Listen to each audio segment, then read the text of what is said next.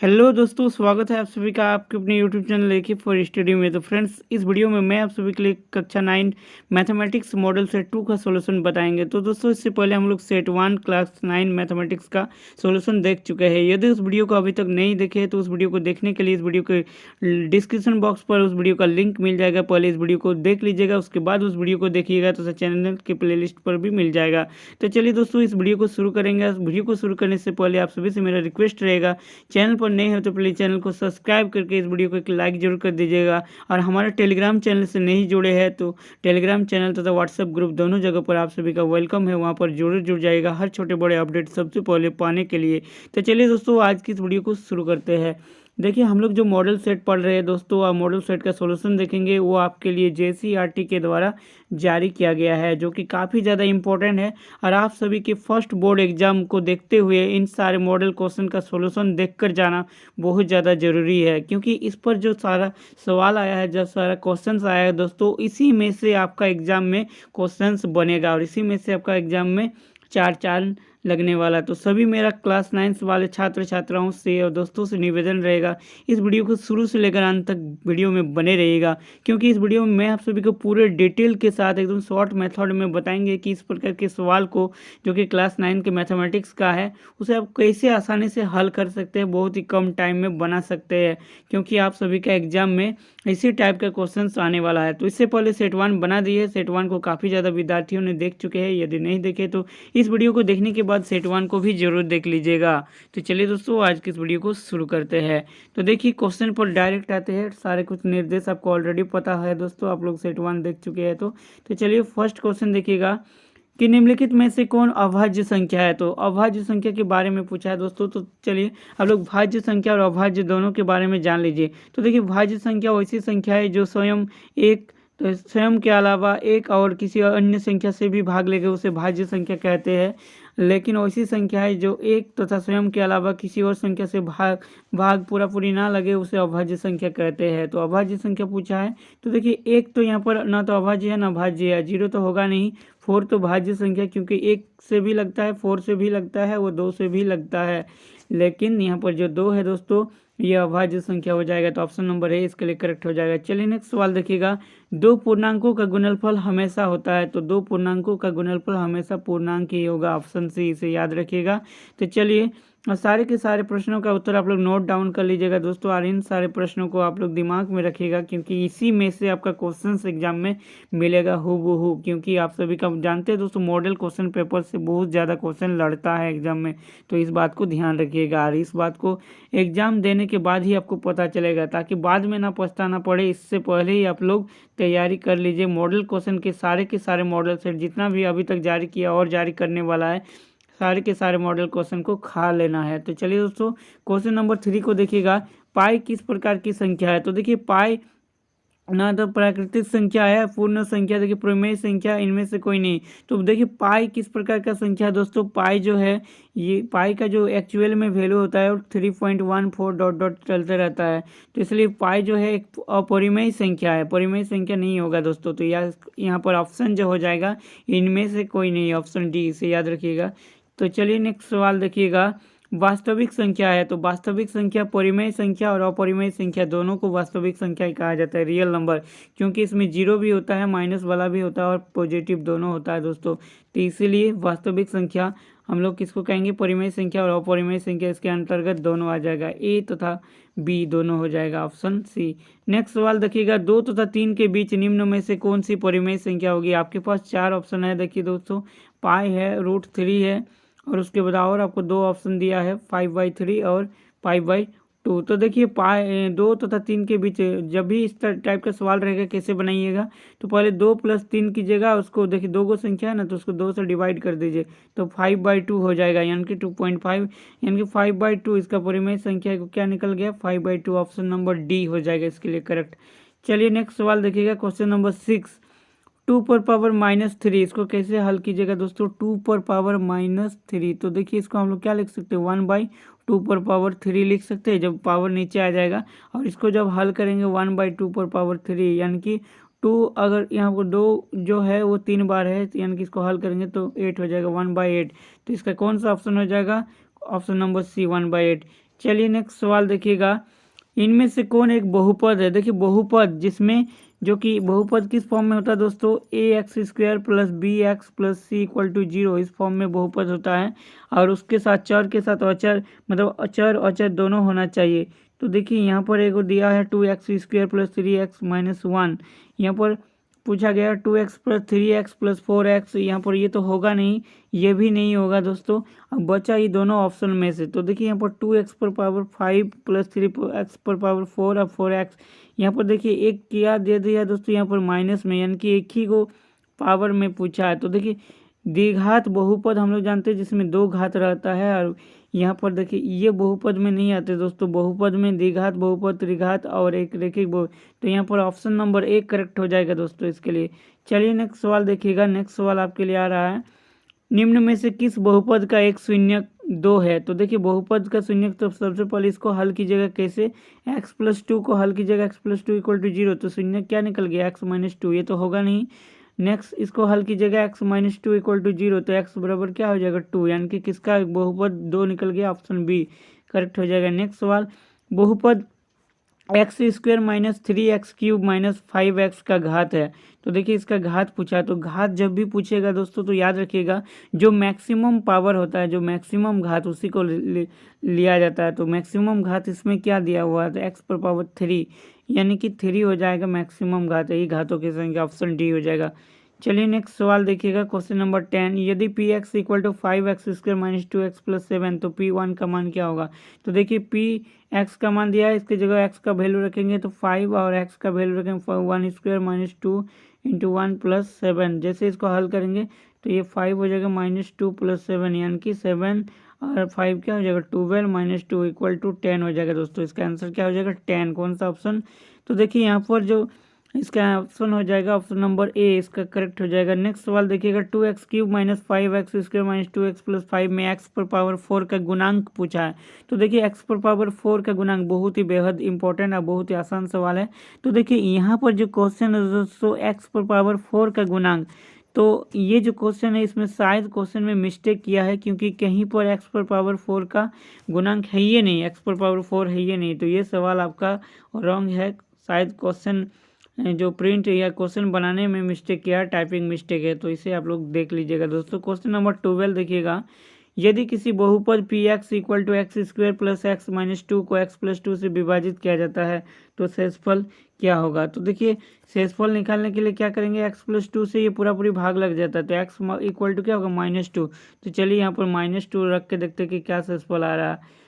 तो -2 को स्क्वायर कर देंगे और यहाँ पर -2 हो जाएगा, तो -2 यानी कि क्या हो जाएगा दोस्तों, ये जैसे 4 और इधर -4 हो गया, यानी कि दोनों कट जाएगा तो क्या होगा 0 हो जाएगा, तो शेषफल क्या आएगा 0, ऑप्शन सी। चलिए नेक्स्ट सवाल देखिएगा, इसी तरह से आपको एग्जाम में क्वेश्चन को हल करना है।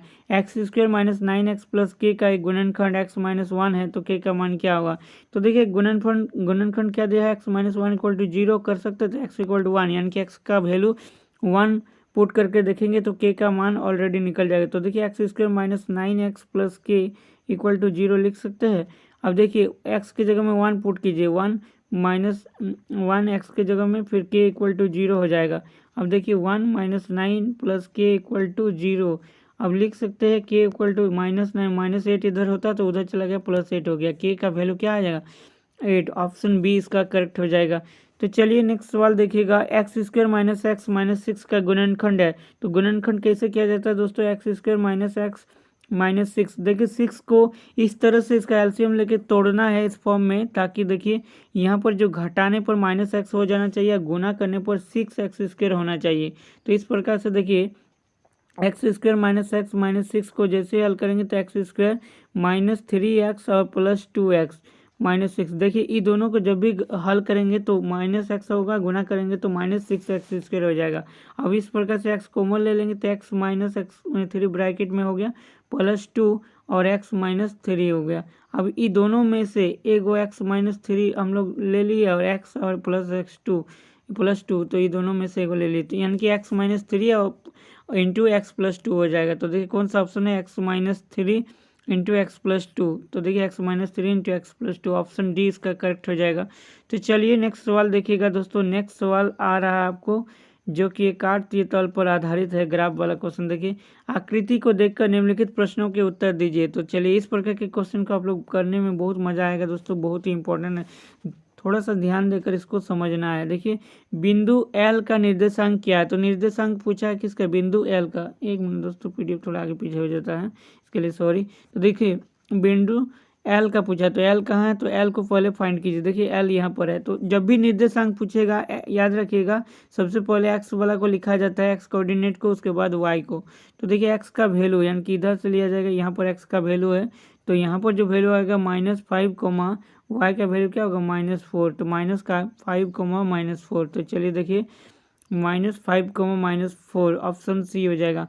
नेक्स्ट सवाल देखिएगा, बिंदु एस की कोटि क्या है, तो कोटि किसको बोला जाता है दोस्तों, वाई, जो वाई निर्देशांक जो है उसको कोटि बोला जाता है, इसे याद रखिएगा कोटि। तो देखिए बिंदु एस का कोटि पूछा है, तो चलिए बिंदु एस को फाइंड कीजिए। बिंदु एस कहाँ है, तो देखिए यहाँ पर बिंदु एस है, तो यहाँ पर जो वाई का वैल्यू कितना है -4, यानी कि कोटि भी कितना हो जाएगा दोस्तों -4 ही हो जाएगा। तो चलिए इसका ऑप्शन बी करेक्ट हो जाएगा। नेक्स्ट सवाल देखिएगा, बिंदु बी की भुज पूछा है, एक मिनट दोस्तों। नेक्स्ट सवाल, बिंदु बी की भुज क्या है, तो देखिए बिंदु बी की भुज पूछा। भुज किसको बोलेंगे दोस्तों, भुज एक्स वाला को भुज बोला जाता है, वाई वाला को कोटि।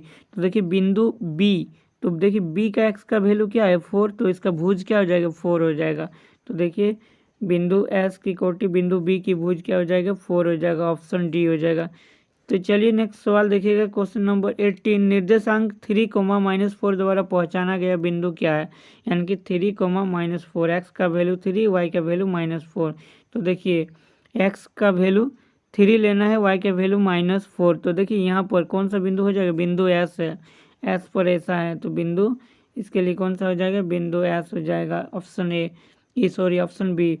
चलिए नेक्स्ट सवाल देखिएगा, कार्तीय तल में क्षैतिज रेखा को क्या कहते हैं, तो देखिए इस टाइप के कार्तीय तल में 2 रेखा होता है, बीच में वो जो कि मूल बिंदु होता है, तो इस टाइप का जो इसको बोला जाता है क्षैतिज रेखा, जो सोया रहता है, इस प्रकार के इसको ऊर्ध्वाधर। तो क्षैतिज रेखा जो होता है इसको एक्स अक्षिस बोला जाता है, और ऊर्ध्वाधर को वाई अक्षिस बोला जाता है। तो क्षैतिज रेखा बोला है दोस्तों, तो यहाँ पर क्या होगा एक्स अक्ष, याद रखिएगा। चलिए नेक्स्ट सवाल देखिएगा, क्वेश्चन नंबर 20, मूल बिंदु का निर्देशांक क्या है, तो मूल बिंदु का निर्देशांक 0, 0 होता है, जहाँ पर यहाँ पर काटता है ना दोस्तों, जी हाँ 0, 0, 0 मूल बिंदु का निर्देशांक, यानी कि एक्स का मान 0 और वाई का भी मान 0 है। चलिए नेक्स्ट सवाल देखिएगा, यदि 2, 5 यानी कि एक्स का वैल्यू 2, वाई का वैल्यू 5, रैखिक समीकरण 2x + y = k का एक हल है, तो k का मान पूछा है। तो देखिए यानी कि x का वैल्यू यहाँ पर 2 रख देंगे और y का वैल्यू 5 रख देंगे, तो k का रिजल्ट आ जाएगा, यानी कि 4 + 5 = k, दैट मीन्स k = क्या हो जाएगा 9। तो 9 कौन सा ऑप्शन है, ऑप्शन नंबर सी करेक्ट हो जाएगा। बहुत ही बेहद आसान सवाल, इसी प्रकार का आपको एग्जाम में आएगा, घबराने की कोई बात नहीं, बस तैयारी कीजिए और अच्छे तरह से इस प्रकार के सवाल को आप मॉडल क्वेश्चन पेपर के सारे सेट्स को बनाकर, तथा जो आप गेस्ट पेपर अगर खरीदे हैं कोई भी गेस्ट पेपर, तो उसमें जितना सारा मैथमेटिक्स का सवाल है इस टाइप का सबको हल कीजिए। अगर कोई क्वेश्चन आपसे नहीं बनेगा तो आप मेरा व्हाट्सअप नंबर सेव कीजिए और मेरा टेलीग्राम तथा व्हाट्सअप ग्रुप दोनों पर ऐड हो जाइए। आप टेलीग्राम चलाते हैं तो बहुत अच्छी बात है, अगर आप टेलीग्राम नहीं चलाते हैं तो व्हाट्सअप ग्रुप पर भी आ सकते हैं, वहाँ पर हमको पर्सनल क्वेश्चन भेज सकते हैं दोस्तों। उसका सोल्यूशन जो है मैं 24 आवर्स के अंदर, 24 आवर्स भी नहीं, जैसे आपका मैसेज सीन करूँगा तो जरूर आपको रिप्लाई करूँगा, जरूर आपके लिए हल कर दूंगा।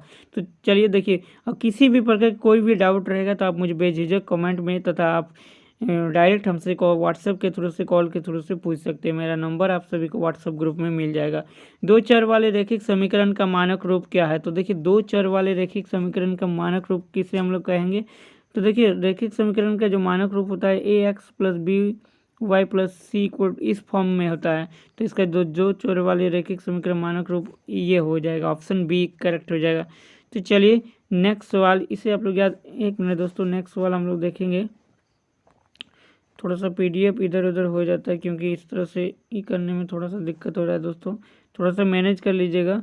कहाँ थे हम लोग, एक मिनट, कहाँ चला गए, मूल बिंदु का निर्देशांक देख लिए थे, हाँ ये वाला सवाल देख रहे थे, 2 चर वाले 22 नंबर देख रहे थे। अब क्वेश्चन नंबर 23 देखिएगा, समीकरण 2x plus 3y plus 7 equal to 0 को मानक रूप ax प्लस by प्लस सी से तुलना करने पर a b तथा c का मान क्या होगा। देखिए इससे तुलना कंप्रोमाइज़ करेंगे तो देखिए x कट गया है, यानी कि x के a के जगह में क्या है, a equal to 2, b equal to क्या हो जाएगा दोस्तों 3 है, y इक्वल टू क्या हो जाएगा, y equal to 7।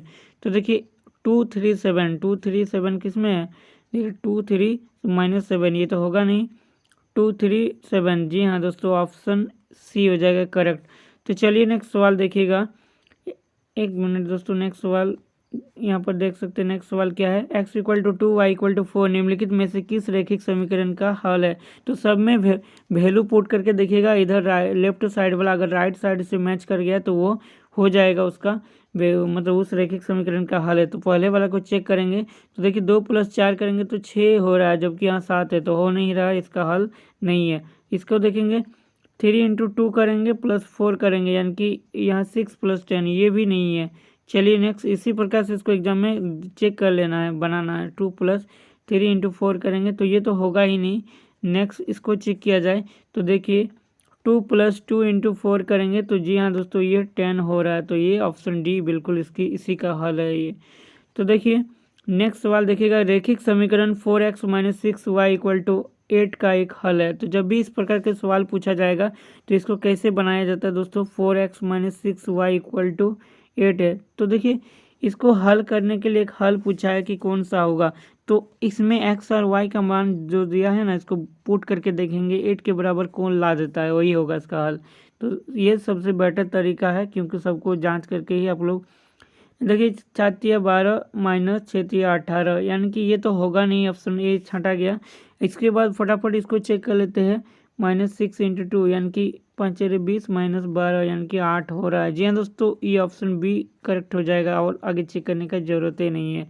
Question number 26, यदि बिंदु 4,7 2x - y = k द्वारा निरूपित रेखा पर स्थित है तो k का मान, यानी कि k इस पर बैठा देंगे तो ये 4 - y का मान कितना 7 हो जाएगा, तो k का मान हो जाएगा 8 - 7 = k, यानी कि k इक्वल टू क्या हो जाएगा दोस्तों 1 हो जाएगा, k का मान 1, ऑप्शन ए हो जाएगा राइट। चलिएगा नेक्स्ट सवाल देखिएगा, रैखिक समीकरण x + 3y = 6 का आलेख y अक्ष के बिंदु किस बिंदु पर प्रतिच्छेद करेगा। तो इस प्रकार के सवाल को बनाइएगा इस तरह से, देखिए x + 3y = 6 दिया है, तो देखिए क्या कीजिएगा, x + 3y / 6 = 1 कीजिएगा। उसके बाद दोस्तों क्या हो जाएगा, x + 6 और 3y = 6 = 1 कीजिएगा। अब देखिए y का पूछा ना, तो इसको कटा दीजिएगा, कट रहा है, तो यानी कि y/2 आ गया, तो y की जगह में क्या हो जाएगा, y का जो कोऑर्डिनेट हो जाएगा वो क्या हो जाएगा दोस्तों, यानी कि y का मान 2 है, तो यहाँ पर हम लोग 0 2 यहाँ पर लिख सकते हैं, 0 2 ले सकते हैं, तो ऑप्शन डी इसके लिए करेक्ट हो जाएगा। तो चलिए नेक्स्ट सवाल देखिएगा, नेक्स्ट सवाल 28, एक मिनट दोस्तों, अगर किसी भी क्वेश्चन में आपको किसी भी प्रकार का कोई डाउट रहेगा समझने में तो आप बेझिझक कमेंट कर सकते हैं, व्हाट्सएप ग्रुप पर आके मुझे उस क्वेश्चन को पूछ सकते हैं, मैं उसका पूरा समझाने का पूरा प्रयास करूंगा। क्वेश्चन नंबर 28, 80 डिग्री का संपूरक कोण का मान क्या होगा। देखिए दो कोणों के योग को संपूरक कोण कहते हैं, कब, जब दो कोणों का योग 180 डिग्री हो जाएगा।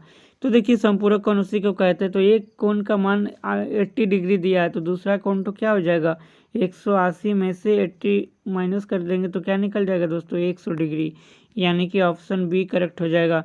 अगर पूछा जाए यहाँ पर पूरक कोण, तो याद रखिएगा दो कोणों कितना डिग्री के योग को पूरक कोण कहा जाता है, तो 90 डिग्री, उसके हिसाब से बनाइएगा, इसे भी याद रखिएगा।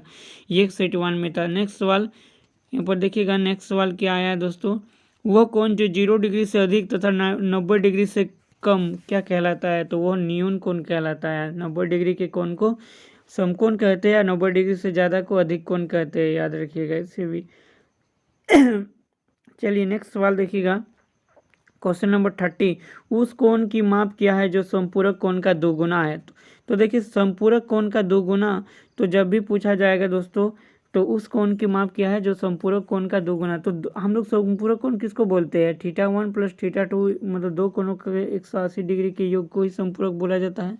तो देखिए इसको कैसे हल कीजिएगा, तो उस कोण की माप क्या है जो संपूरक कोण का 2 गुना है। संपूरक कोण का देखिए, संपूरक कोण मतलब मान के चलिए कोई कोण अगर थीटा है तो संपूरक कोण तो क्या हो गया मेरा, एक मिनट, तो संपूरक कोण 180 डिग्री माइनस थीटा हो जाएगा उसका। अब उसके 2 गुना का आधा है, मतलब संपूरक कोण का 2 गुना का कोण आधा है। उस कोण की माप क्या है जो संपूरक कोण का दुगुना हो, मतलब संपूरक कोण का दुगुना, यानी कि इधर 2 गुना कर देना होगा। तो देखिए 2 थीटा माइनस, उधर माइनस थीटा था प्लस, एक मिनट आपको फिर से दिखा देते हैं। थीटा इक्वल टू क्या हो जाएगा 180 माइनस थीटा, लेकिन बोल रहा है कि उस संपूरक कोण का 2 गुना है, तो ये 2 गुना है, तो यानी कि 2 थीटा और इधर थीटा आ जाएगा plus theta equal to 180 degree. तो 3 थीटा इक्वल टू क्या हो जाएगा 180 डिग्री। तो थीटा का मान जैसे निकालेंगे तो क्या आ जाएगा दोस्तों, ये 60 डिग्री हो जाएगा, यानी कि 60 डिग्री। तो 60 डिग्री, लेकिन संपूरक कोण का पूछा है क्या, 2 गुना पूछा है, कि उस कोण की माप क्या है जो संपूरक कोण का 2 गुना हो जाएगा। तो 60 इंटू 2 कर देंगे तो क्या हो जाएगा 120 डिग्री। तो ऑप्शन ए इसके लिए करेक्ट हो जाएगा।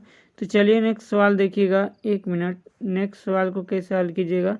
तो देखिए बहुत ही बेहतरीन सवाल है ये, आपका जो चैप्टर नंबर 6 का सवाल है। देखिए नीचे दी गई आकृति में रेखाएं एक्स वाई और एम एन बिंदुओं पर प्रतिच्छेद करती है यदि कोण p o y equal to 90 degree और a ratio b equal to 2:3 है, तो सी का मान ज्ञात करना है। तो देखिए ये जो फिगर है इसको ध्यान से देखिएगा।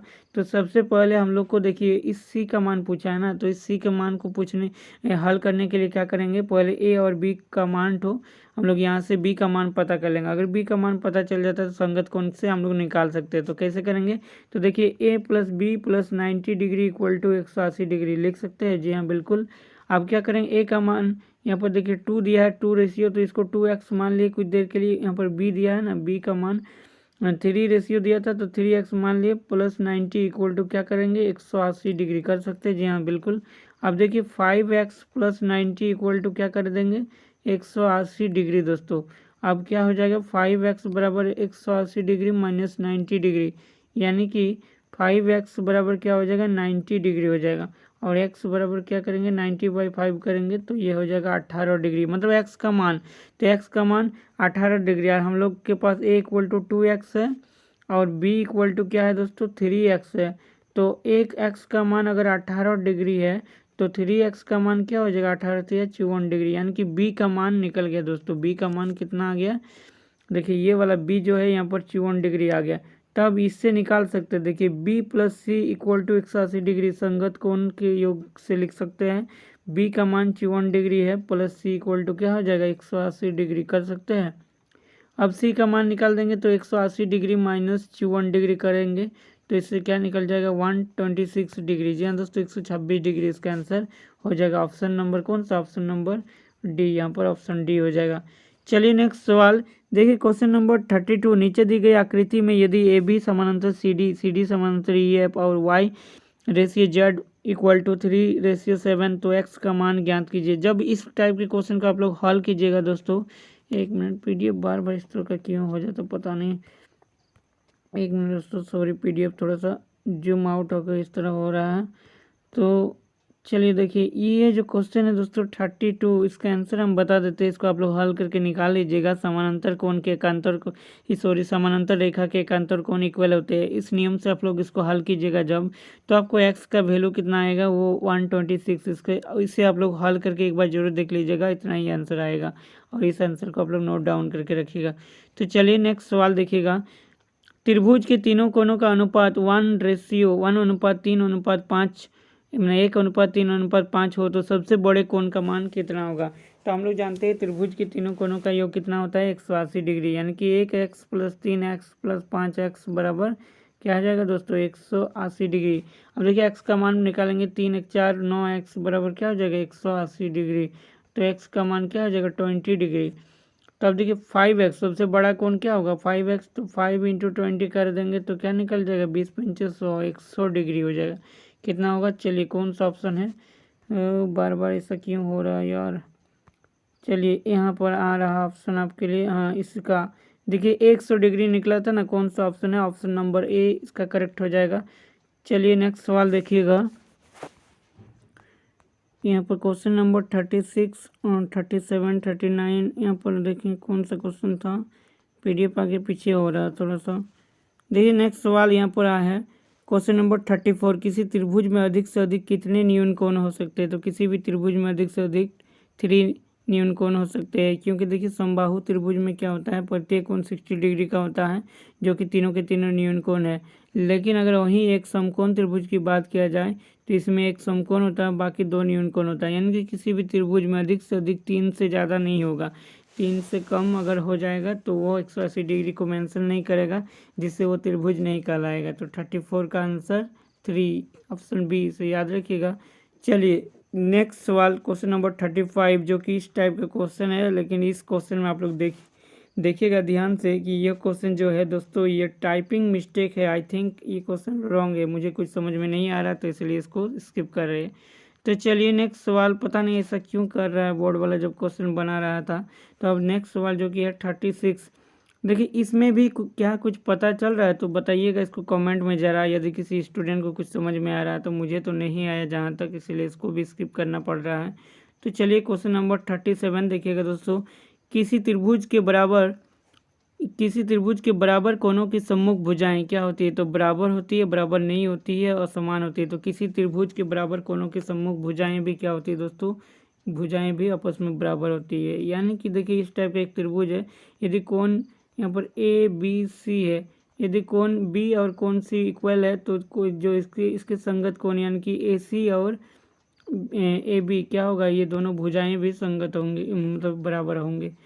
तो चलिए दोस्तों क्वेश्चन नंबर 38, ये भी दोस्तों टाइपिंग मिस्टेक है, इसको भी स्किप करना पड़ रहा है, समझ में नहीं आ रहा दोस्तों।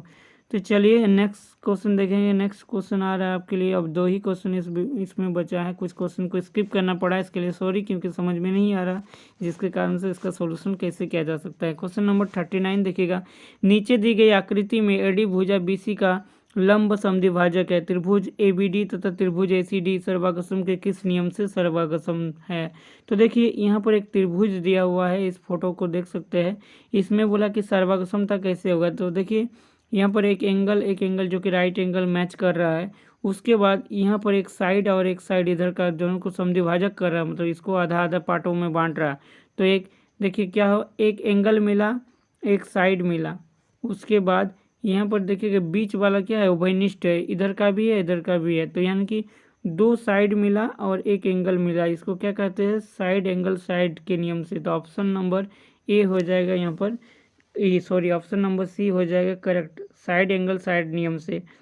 तो चलिए लास्ट सवाल इस वीडियो का और इस पीडीएफ का अंतिम सवाल दोस्तों, कि किसी सर्वागसम त्रिभुज के संगत भुजा होते हैं। तो किसी सर्वागसम त्रिभुज के संगत भुजा बराबर होते हैं, अनिश्चित होते हैं, या इनमें से कोई नहीं। तो बराबर होते हैं दोस्तों, तभी वो सर्वागसम होते हैं, इसे याद रखिएगा।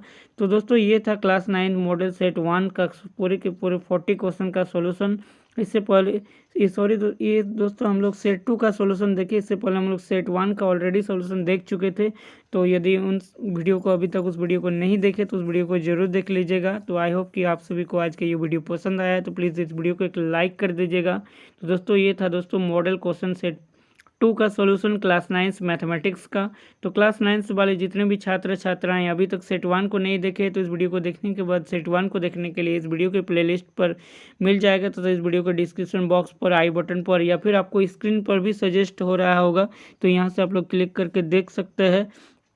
और दोस्तों चैनल पर नए हो तो चैनल को सब्सक्राइब कर लीजिएगा। और किस सब्जेक्ट का आपको फिर मॉडल सेट का सॉल्यूशन चाहिए कमेंट जरूर कर दीजिएगा, मैं उस क्वेश्चन उस सब्जेक्ट का उस मॉडल सेट का सॉल्यूशन आपके अनुसार लाने का पूरा प्रयास करूंगा। और आपके मन में किसी भी प्रकार के किसी भी क्वेश्चन को लेकर कोई भी डाउट वगैरह हो, कुछ पूछना चाहते तो पर्सनल मुझे तो व्हाट्सअप ग्रुप पर आ सकते, व्हाट्सअप पर जुड़ जाइएगा। व्हाट्सअप नंबर मेरा ग्रुप पर है, जो कि AK4 स्टडी के नाम से ही व्हाट्सअप ग्रुप और टेलीग्राम चैनल दोनों जगह पर आ जाइएगा। तो take care, bye bye, thanks for watching.